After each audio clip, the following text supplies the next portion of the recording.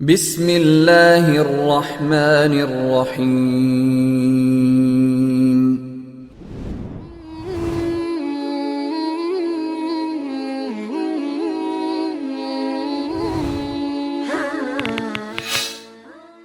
قوة إلا بالله العلي العظيم. أعوذ بالله من الشيطان اللعين الرجيم. بسم الله الرحمن الرحيم.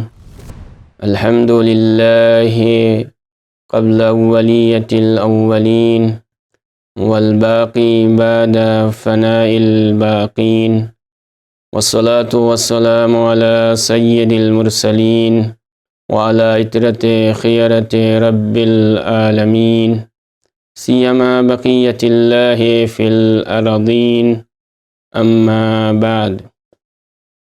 بحمد اللہ مکتب سدرۃ المنتہیٰ نے اپنے بچے اور بچیوں کو گناہان کبیرہ سے محفوظ رکھنے کے لیے ایک اچھا قدم اٹھایا ہے۔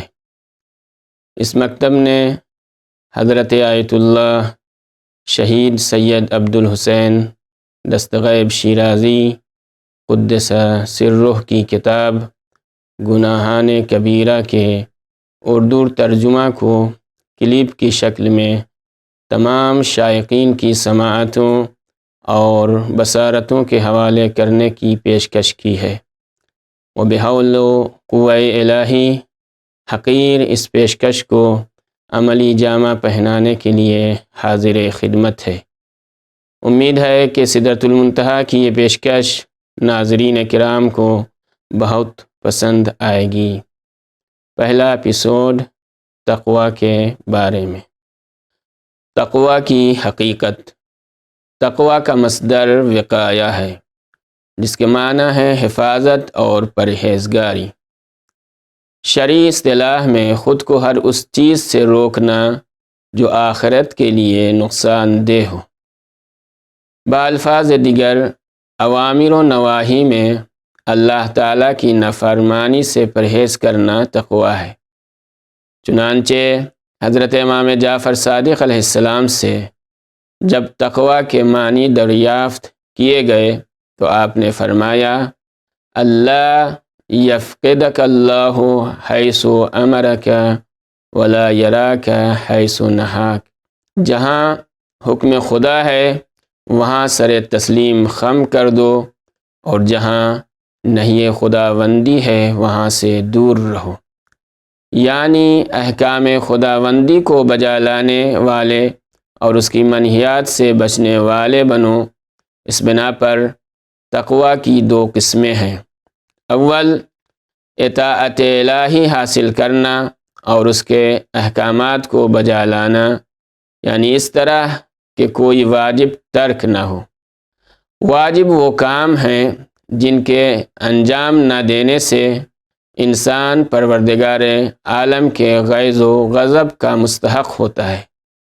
ساتھ ہی جہاں تک ممکن ہو مستحبات کو بھی ترک نہ کرے۔ مستحب وہ اعمال ہیں جن کی بجا آوری میں ثواب ہے لیکن ان کو ترک کرنے میں عذاب نہیں۔ تقوی کی دوسری قسم حرام چیزوں سے بچنا اور جن باتوں سے منع کیا گیا ہے ان کو ترک کرنا ہے، اس طرح کہ اللہ تعالیٰ کی حرام کردہ اور منع کی ہوئی باتوں سے کہ جو اس کے غیظ و غضب کا سبب ہے بچتا رہے۔ حرام بندے کا وہ عمل ہے جس کے ارتکاب سے وہ عذاب الہی کا مستحق ہوتا ہے۔ اس کا دوسرا رخ یہ ہے کہ وہ مکروہات کو بھی ترک کر دے۔ مکروہ بندے کا وہ عمل ہے جس کا نہ کرنا بہتر ہے اور ترک کرنے میں شارع مقدس کی رضا ہے، لیکن اس کے کرنے پر عذاب نہیں۔ وہ شخص کہ جو سعادت اور تقوی کے بلند مقام کا طالب ہے، اسے چاہیے کہ تقوی کے دوسرے مرتبے کو جو حرام چیزوں اور گناہوں سے پرہیز کرنا ہے زیادہ اہمیت دے، کیونکہ اگر حرام چیزوں سے پرہیز کر لیا تو اس کا عمل کتنا ہی حقیر اور کم ہی کیوں نہ ہو، بارگاہ خداوندی میں مقبول ہے۔ جیسا کہ اللہ تعالیٰ نے فرمایا ہے، انما یتقبل اللہ من المتقین، خدا صرف پرہیزگاروں سے اعمال قبول کرتا ہے۔ اور رسول اکرم صلی اللہ علیہ وآلہ وسلم نے ارشاد فرمایا، یکفی من الدعاء مع البر ما یکفی الطعام من الملح، دعا کی استجابت کے لیے پرہیزگار شخص کی مختصر سی دعا اس طرح سے کافی ہے جس طرح کھانے کو خوش ذائقہ بنانے کے لیے تھوڑا سا نمک کافی ہے۔ گناہ اچھے اعمال کو ضائع کر دیتا ہے۔ بعض گناہان کبیرہ اعمال صالح کو نابود کر دیتے ہیں، جس کی تفسیر آگے بیان کی جائے گی۔ مختصر یہ کہ گناہ سے پرہیز کرنا اچھے اعمال بجا لانے سے زیادہ اہم ہے۔ اس مقصد کے ثبوت میں کچھ روایات نقل کی جاتی ہیں۔ روایات میں ترک حرام کی اہمیت۔ پہلی روایت حضرت امام جعفر صادق علیہ السلام نے فرمایا، ترک لقمۃ الحرام احب الی اللہ من صلاۃ الف رکعۃ تطوعا، لقمہ حرام کا نہ کھانا اللہ تعالیٰ کے نزدیک اس کی خوشنودی کے لیے 2000 رکعت مستحبی نماز پڑھنے سے زیادہ بہتر ہے۔ دوسری روایت، رد دانق حرام یعدل عند اللہ 70 حجۃ مبرورہ، حضرت امام جعفر صادق علیہ السلام نے فرمایا، ایک درہم اس کے مالک کو واپس کر دینا خداوند عالم کے نزدیک 70 حج مقبول کے برابر ہے۔ تیسری روایت، حضرت امام جعفر صادق علیہ السلام نے فرمایا، جدوا واجتہدوا وان لم تعملوا فلا تعصوا فإن من يبني ولا يهدم يرتفع بناؤه وإن كان يسيرا ومن يبني ويهدم يوشك ألا يرتفع بناؤه۔ اچھے اعمال کو بجا لانے کی کوشش زیادہ کرو، اگر نیک اعمال نہ بجا لا سکو تو کم از کم نافرمانی نہ کرو، کیونکہ اگر کوئی عمارت کی بنیاد رکھے اور اسے خراب نہ کرے تو اگرچہ کام کی رفتار کم بھی ہو، وہ عمارت یقیناً بلند ہوتی ہے۔ اور اس کے برعکس وہ شخص جو بنیاد رکھ دے اور ساتھ خراب بھی کرتا رہے، اس عمارت کی دیوار ہو سکتا ہے کہ کبھی بلند نہ ہو۔ بہشت کے درخت کو جلانے والی آگ۔ چوتھی روایت، قال النبی صلی اللہ علیہ وآلہ وسلم، من قال سبحان اللہ غرس اللہ لہ شجرۃ فی الجنہ، فقام رجل من قریش وقال ان شجرنا فی الجنۃ لکثیرۃ، قال صلی اللہ علیہ وآلہ وسلم، نعم ولکن ایاکم ان ترسلوا الیہا نیرانا فتحرقوہا۔ حضرت رسول خدا صلی اللہ علیہ وآلہ وسلم نے فرمایا، اگر کوئی سبحان اللہ کہے تو خداوند عالم اس کے لیے بہشت میں ایک درخت لگاتا ہے۔ یہ سنتے ہی قریش کا ایک شخص کھڑا ہو گیا اور عرض کیا، اگر ایسا ہے تو ہمارے لیے بہشت میں بہت سے درخت ہوں گے۔ حضرت نے فرمایا، ہاں، لیکن اس چیز سے ڈرو کہ تم یہاں سے اس کے لیے آگ بھیج کر کہیں سب کو خاکستر نہ کر دو۔ پانچویں روایت، الحسد یاکل الایمان کما تاکل النار الحطب، حسد ایمان کو کھا کر نابود کر دیتا ہے جیسا کہ آگ لکڑی کو۔ حرام خوری عبادت کو جلا دیتی ہے۔ چھٹی روایت، لَيَجِيئَنَّ أَقْوَامٌ يَوْمَ الْقِيَامَةِ لَهُم مِّنَ الْحَسَنَاتِ كَجِبَالِ تَحَامَةَ فَيُؤْمَرُ بِهِمْ إِلَى النَّارِ فَقِيلَ يَا رَسُولَ اللَّهِ أَمُصَلُّونَ قال صلی اللہ علیہ وآلہ وسلم كانوا مصلون ويصومون ويأخذون وهنا من الليل لكنهم كانوا إذا لاح لهم شيء من الدنيا وثبوا عليه۔ قیامت کے دن ایسی قومیں بھی ہوں گی جن کے نیک اعمال تہامہ کے پہاڑوں کی طرح وزنی ہوں گے، باوجود اس کے حکم ہوگا کہ انہیں آتش جہنم میں جھونک دیا جائے۔ یہ سن کر کسی نے عرض کیا، یا رسول اللہ، کیا یہ لوگ نماز گزار تھے؟ فرمایا، ہاں، نماز پڑھتے تھے، روزہ رکھتے تھے اور رات کا کچھ حصہ عبادت میں گزارتے تھے، لیکن جب بھی ان کو دنیا کی کوئی چیز ملتی اس پر بے تحاشا ٹوٹ پڑتے تھے، یعنی حلال و حرام میں فرق نہ رکھتے تھے۔ حق الناس قبولیت اعمال میں رکاوٹ ہے۔ 7ویں روایت، قال النبی صلی اللہ علیہ وآلہ وسلم اوحى اللہ تعالی الی ان انذر قومک لا تدخلوا بیتا من بیوتی ولأحد من عبادی عند احد منکم مظلمہ فإنی ألعنه ما دام قائما يصلي بین یدی حتی یرد تلک المظلمہ۔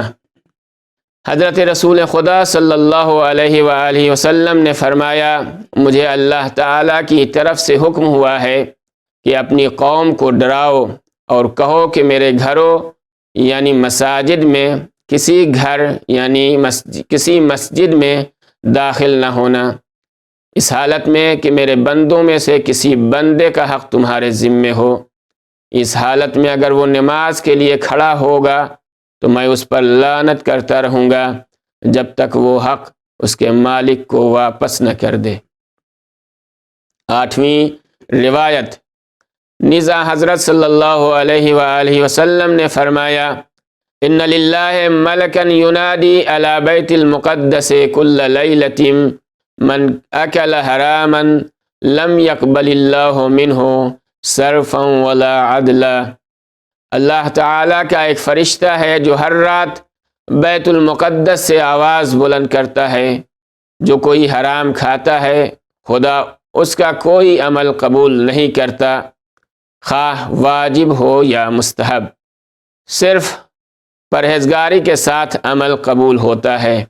9ویں روایت، لو صلیتم حتی تکونوا کالاوتاد وصمتم حتی تکونوا کالحنایا لم یقبل اللہ منکم الا بورع حاجز۔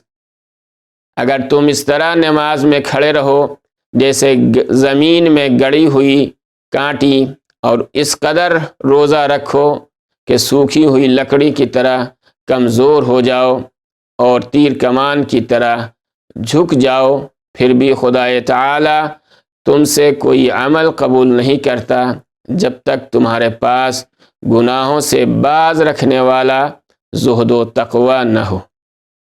گناہ دعا کی قبولیت میں معنی ہے۔ 10ویں روایت، وعنہ علیہ السلام مر موسیٰ برجل من اصحابہ وهو ساجد وانصرف من حاجته وهو ساجد فقال لو كانت حاجتك بيدي لقضيتها لك فأوحى الله إليه يا موسى لو سجد حتى انقطع عنقه ما قبلته أو يتحول اما اکرہ الی ما احب۔ حضرت موسیٰ کا گزر ایک شخص کی طرف سے ہوا جو ان کے اصحاب میں سے تھا، وہ سجدے کی حالت میں تھا۔ پھر جب موسیٰ اپنے کام سے فارغ ہو کر واپس آئے تب بھی اسے سجدے میں دیکھا تو آپ نے فرمایا، اگر تمہاری حاجت برآوری میرے اختیار میں ہوتی تو میں خود تمہاری حاجت پوری کرتا۔ خداوند تعالی نے موسیٰ پر وحی نازل کی کہ اگر یہ شخص میرے لیے اتنے سجدے کرے کہ اس کی گردن کٹ جائے، پھر بھی میں اس کے اعمال قبول نہیں کروں گا، یہاں تک کہ وہ جو چیز مجھے ناپسند ہے اس سے روگردانی نہ کرے، اور جو مجھے پسند ہے اسے بجا لائے، یعنی گناہوں سے پرہیز کرے اور عبادات بجا لائے، ورنہ گناہ دعا کی قبولیت کو روک لیتا ہے۔ گناہ ترک کرنا حقیقی عبادت ہے۔ 11ویں روایت، اصل الدین الورع کن ورعا تکن عابد الناس کن بالعمل بالتقوی اشد اہتماما منک بالعمل بغیرہ فإنه لا يقل عمل يتقبل لقوله تعالی انما يتقبل اللہ من المتقین۔ گناہوں سے پرہیز کرنا دین کی بنیاد ہے، اس لیے گناہ سے اجتناب کرو تاکہ سب سے زیادہ عبادت گزار متقی ہو جاؤ، اور سختی کے ساتھ اپنے آپ کو تقوی سے مزین کرنے کا اہتمام کرو۔ تقوی کے بغیر کوئی عمل بجا نہ لاؤ، یقیناً وہ عمل مقبول الہی ہے جس کے ساتھ تقوی ہو، اگرچہ عمل مقدار میں کم ہی کیوں نہ ہو، جیسا کہ اللہ تعالیٰ فرماتا ہے کہ خدا صرف پرہیزگاروں کے اعمال قبول کرتا ہے۔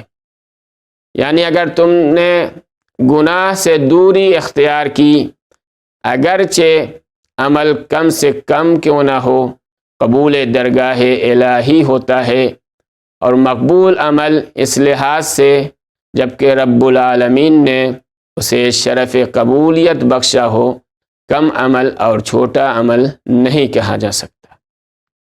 گناہ سے بچنا چاہیے۔ ان روایتوں کو مد نظر رکھتے ہوئے گناہ سے زیادہ ڈرنا چاہیے اور بہت ہوشیار رہنا چاہیے، تب جا کر کہیں نیک کام صادر ہوتا ہے، اور ان نیک کاموں کو آل محمد کے قرب و جوار کے منازل اور اعلیٰ درجات تک پہنچانا چاہیے، مبادا گناہ کے ارتکاب سے وہ ضائع اور برباد ہو جائے۔ ایسے خسارے اور نقصان سے بہت ہوشیار رہنا چاہیے۔ اگرچہ ان کے اعمال مصری کپڑوں کے مانند زیادہ سفید چمکدار بھی ہوں گے، مگر جب ان کے سامنے گناہ اور حرام نمودار ہوتا ہے تو وہ اسے چھوڑتے نہیں ہیں۔ بعبارت دیگر ان کے اعمال تقوی نہ ہونے اور حرام میں مرتکب ہونے کی بنا پر گرد و غبار کی طرح فضا میں پراکندے ہوتے ہیں، ایسے اعمال کی قدر و قیمت نہیں ہوتی۔ علامہ مجلسی علیہ الرحمہ اس حدیث کی شرح کے ضمن میں فرماتے ہیں کہ یہ حدیث دلالت کرتی ہے کہ عبادات و اطاعات گناہ کے سبب سے فنا ہو جاتے ہیں۔ بے شمار پرہیزگار لوگ جنت میں جائیں گے۔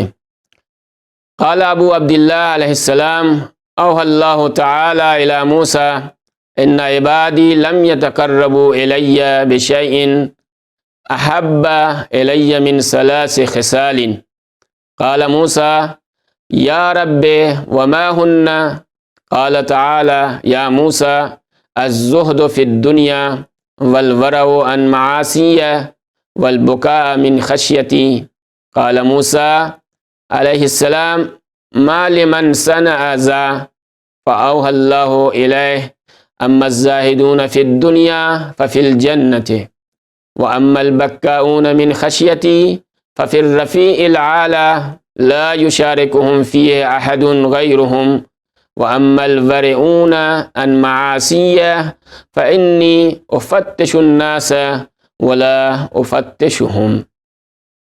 حضرت صادق آل محمد علیہ الصلاۃ والسلام نے فرمایا، اللہ تبارک و تعالی نے حضرت موسیٰ پر وحی نازل کی اور فرمایا یقیناً میرا بندہ میرے نزدیک نہیں ہو سکتا مگر میری پسندیدہ 3 چیزوں کے ذریعے۔ حضرت موسیٰ نے عرض کیا میرے پالنے والے وہ 3 چیزیں کون سی ہیں؟